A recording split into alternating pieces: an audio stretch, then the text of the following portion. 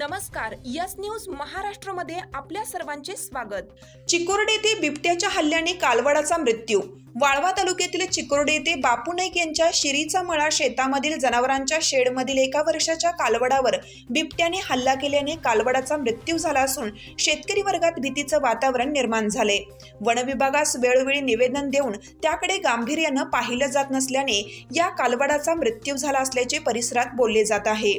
चिकोर्डे परिसरामध्ये वेळोवेळी बिबट्याचे शेतकऱ्यांना दर्शन होत असून त्याचा योग्य तो बंदोबस्त वन विभागाकडून करण्यात यावा अशी मागणी शेतकरी वर्गात होत आहे। Yes news Maharashtra, Pratap Patil, news प्रतिनिधी। माझं नाव प्रकाश बापू गुजले, राहणार चिकोर्डे। रात्री बिबट्याच्या हल्ल्यात आपली कालवड 1 वर्षाची मृत्युमुखी पडली। या वन विभागानं जरा बिबट्याच्या ह्याच्यावर प्रतिबंध करावा। आज ही जनावरांच्यावर बेतले, उद्याही माणसांच्या येऊन ठेपाय नको, यासाठी वन विभागाने वेळीच काळजी घेतली पाहिजे। आज गावाच्या पाक नजीक बिबट्या आला, उद्या गावातनं फिरेल।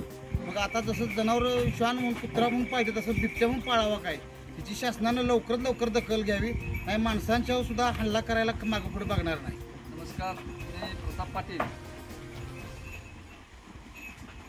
खरं वास्तविक गेल्या अनेक वर्षापासून चिकोर्डे आणि या चिकोर्डे परिसरात फार मोठ्या प्रमाणात बिबट्याचा वावर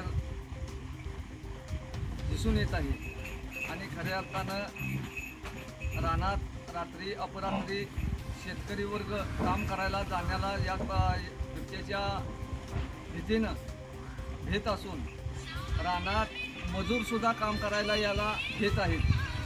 कालच रात्री या ठिकाणी रामोशी समाजातील नाव काय पप्पू नाईक यांच्या